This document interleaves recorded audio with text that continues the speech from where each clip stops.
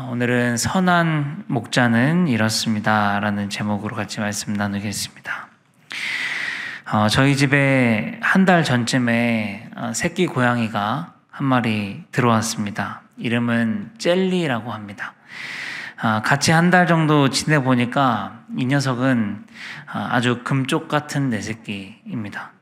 안 했으면 하는 짓만 골라서 하고 있습니다. 전선 물어뜯기, 모든 보이는 것들을 일단 다 건드려 보고 물어 뜯어봐야 되는 것 같고요.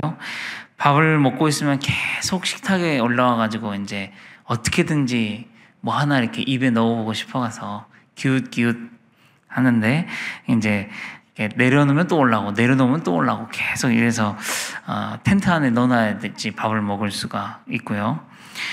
처음에 데리고 왔을 때는 소변, 배변 실수가 있었어요. 그래서 침대에도 똥을 싸고 소파에도 오줌을 싸고, 지금은 이제 잘 가려서 싸기는 하는데 가끔은 이제 그 똥을 싸고 카펫에 이렇게 좀 묻혀놓기도 하고 좀 그런 금쪽이 같은 아이입니다.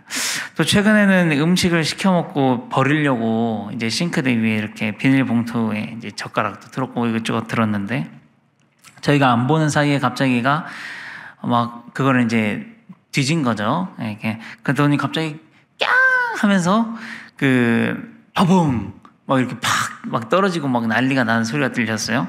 그래서 나가 보니까 쓰레기 봉투 안에 담겨져 있던 게 이제 다 쏟아져 있고 바닥에 물들이 있어요. 이렇게 뭔 물이지? 이 냄새가 좀 이상한 거예요. 알고 봤더니 이제 오줌을 지린 거예요.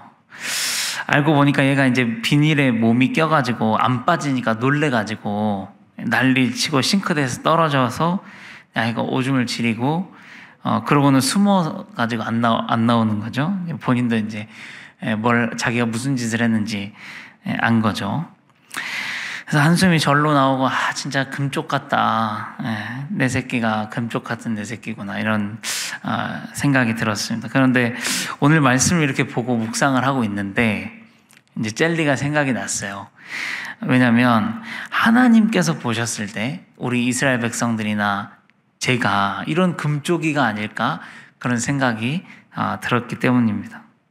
여러분 지금 스가랴서의 배경이 뭐냐면 이스라엘 백성들이 하나님의 말씀을 떠나가지고 하나님이 진짜 하지 말라는 짓만 골라서 하다가 나라도 망하고 성전도 무너지고 자식들의 인육을 삶아먹는 그런 처참함에 빠졌었잖아요. 그래서 하나님 이제 우리도 버리셨나 보다, 하나님이 떠나셨나 보다 이렇게 싶었단 말이죠. 그렇게 70년 포로 생활을 했어요. 근데 다시 하나님의 은혜가 임했잖아요. 회복이 다시 임했잖아요. 정말 감사한 일이잖아요. 그런데 나중에 또 가면 무슨 일이 일어나냐면 어제 본문에서 나왔던 것처럼 하나님께서 보내신 선하신 목자이신 예수님 메시아를 거부하고 예수님을 은 30에 팔아버리고 악한 목자를 따릅니다. 이스라엘 백성들이요. 어찌나 이렇게 사람 보는 눈이 없는지, 어찌나 이렇게 진리를 분별할 줄을 모르는지, 어찌나 그리 하지 말라는 짓만 골라서 하는지 꼭 이 모습이 이스라엘 백성들 같고 저 같고 그렇습니다. 그래서 오늘 우리가 말씀을 통해서 악한 목자들과 선한 목자가 어떻게 다른지를 한 번 더 살펴보려고 합니다. 어제 본문에 보니까 악한 목자들은 이렇다고 이야기가 나와 있었습니다. 시작. 그들의 목자들은 그들을 불쌍히 여기지 아니하는도다. 또 하나 16절을 보겠습니다. 그가 없어진 자를 마음에 두지 아니하며 흩어진 자를 찾지 아니하며 상한 자를 고치지 아니하며 강건한 자를 먹이지 아니하고 오히려 살찐 자의 고기를 먹으며. 이게 악한 목자들의 특징인데요. 요약을 하면 이렇게 되는 거죠. 자기 양들에게 관심이 없고 자기 배만 채우는 사람들입니다. 꼭 요즘 이 나라의 위정자들 같은 모습이기도 한 것 같아요. 국민들에겐 별로 관심이 없고 다들 자기 자리, 자기 권력, 또 자기 배만 살찌우려고 합니다. 근데 또 꼭 밖에서만 찾을 것이 아니라 저희들 중에도 목자의 역할을 감당하고 있는 사람들이 많이 있죠. 저와 같은 목회자나 또 목자, 목녀님들도 계시고 또 교회 학교에서 아이들을 담당하면서 이렇게 반을 맡아서 목자의 역할을 감당하고 있는 사람들도 계시고 또 가정에서 아이들에게 목자가 되어주시는 엄마 아빠가 또 계시고 학교나 뭐 학원이나 이런 곳곳에서 누군가를 가르치고 담당하는 일이 다 사실은 목자 아니겠습니까? 그런데 기준은 다 똑같이 적용이 되는 것 같아요. 내가 담당하는 양들에게 내가 얼마나 관심이 있는가, 나 배 채우는 데에만 관심이 있는가, 아니면 내 배는 좀 골마도 내가 담당하는 아이들을 먼저 먹이려고 하는 목자인가. 그것에 따라 우리는 뭐라고 부르냐면 좋은 선생님, 좋은 스승, 선한 목자라고 부르고, 그렇지 않은 사람들을 향해서 우리가 사꾼, 악한 목자 이렇게 표현하게 된다는 것이죠. 우리 성도님들은 각자 계시는 곳에서 어떤 목자이십니까? 어제 본문에는 악한 목자들의 양들을 보면서 이렇게 표현을 하고 있습니다.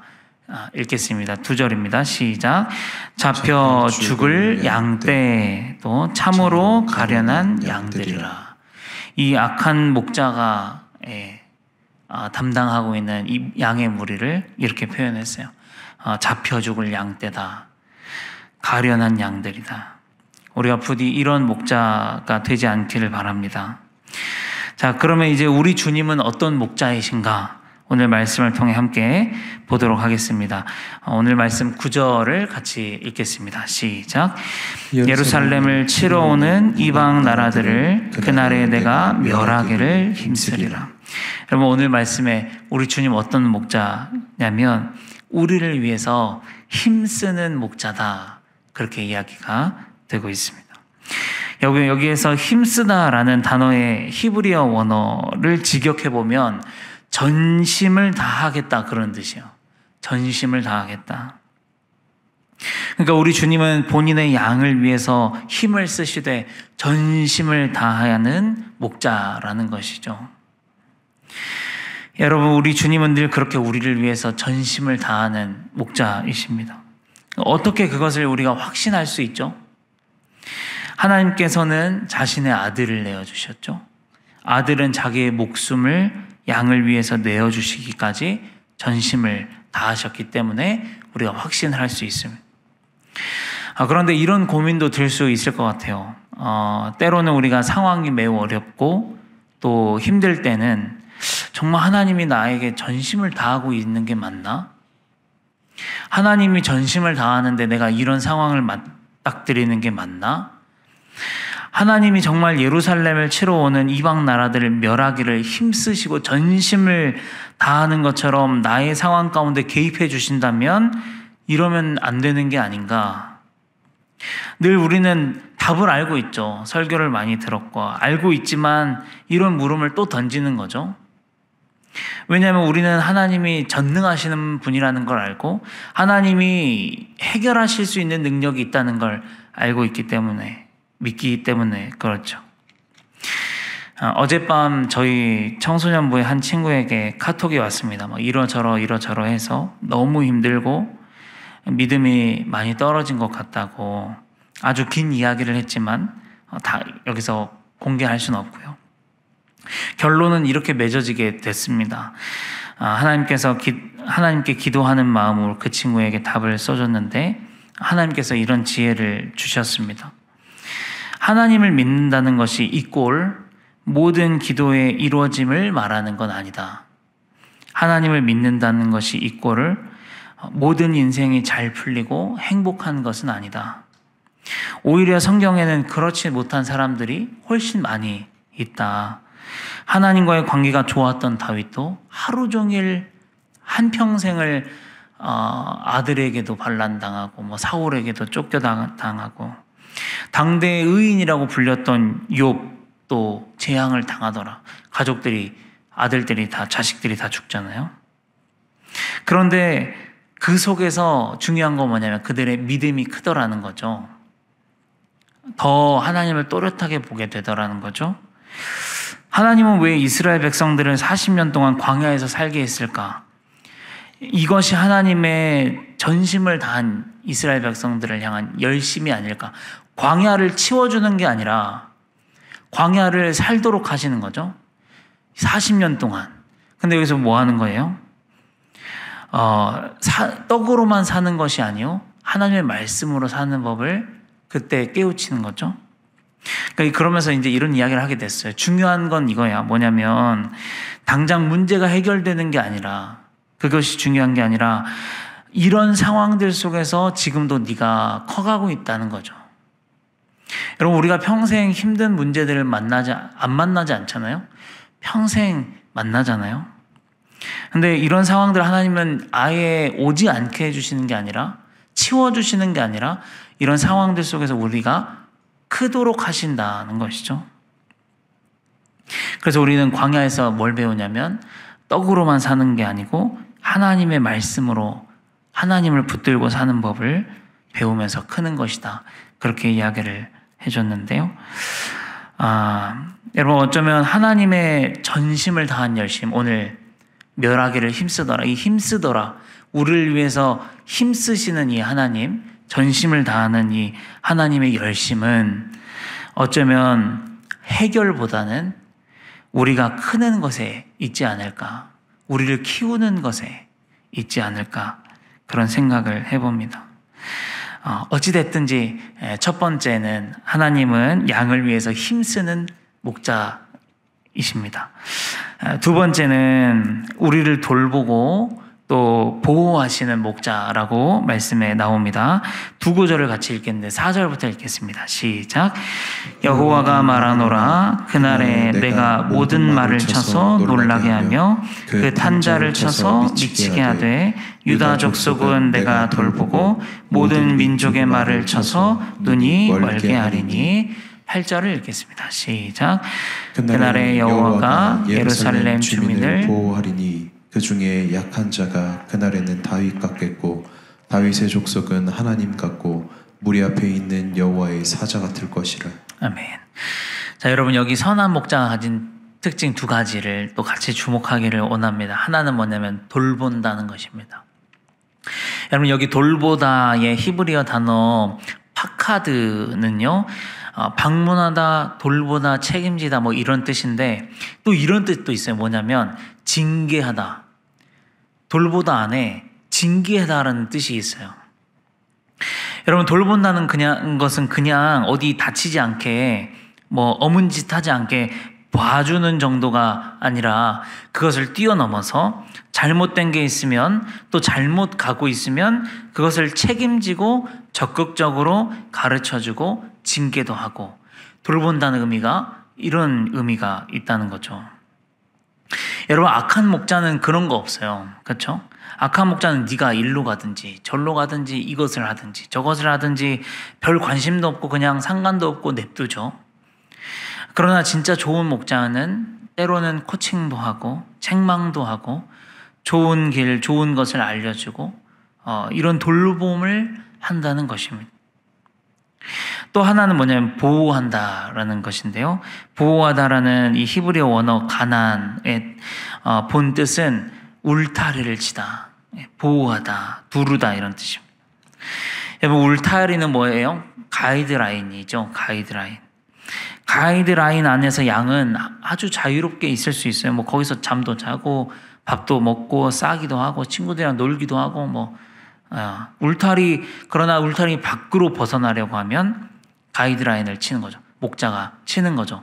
안 된다, 나오지 마라, 이렇게 하는 거죠. 또 여러분, 울타리는 뭐냐면 반대로 밖으로부터의 위협을 보호해 주는 것이죠. 여러분, 사꾼에게는 이런 가이드라인이 없을 것 같아요. 왜냐면 우리에게 가이드라인은 뭐냐면 하나님의 말씀이잖아요. 하나님의 말씀이 기준인데 사꾼이 말씀을 제대로 알기는 하겠어요? 기준이 어디 있겠습니까? 가이드라인이 없죠. 그러나 우리 주님은 정확하십니다.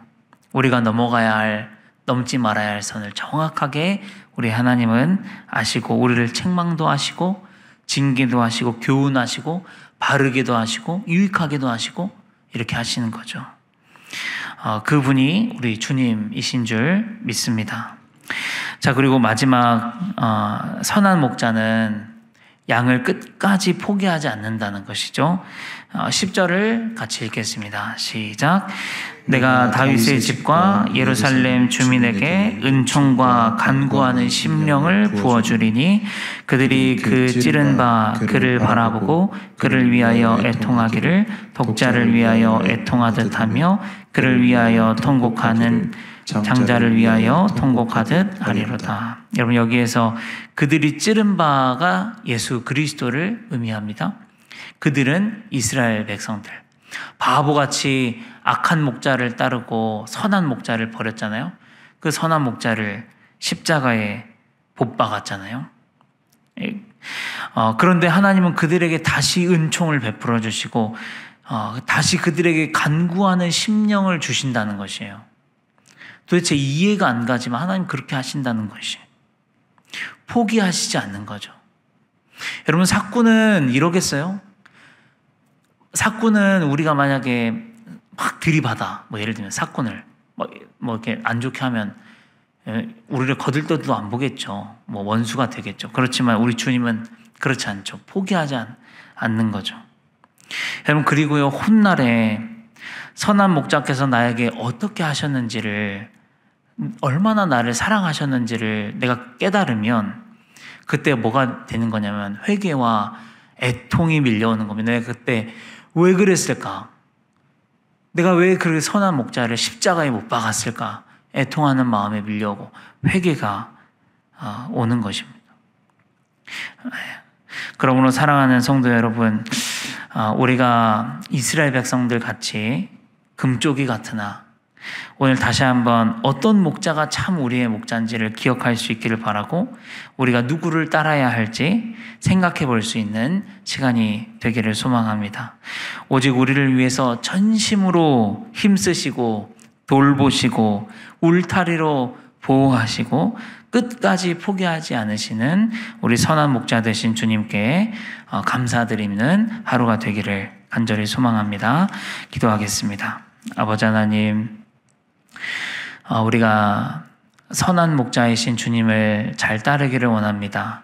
이스라엘 백성들처럼 악한 목자를 따르며 선한 목자를 버리는 그런 바보 같은 짓을 하지 않을 수 있도록 아버지 도와주시옵소서. 오늘도 여전히 포기하지 않으시고 우리를 붙드시고 우리를 위하여서 전심으로 힘쓰시고 울타리로 쳐서 보호하시고 붙드시는 그 주님의 은혜를 경험하는 하루가 될 수 있도록 아버지 인도하여 주시옵소서. 감사를 드리며 예수 그리스도의 이름으로 기도합니다. 아멘.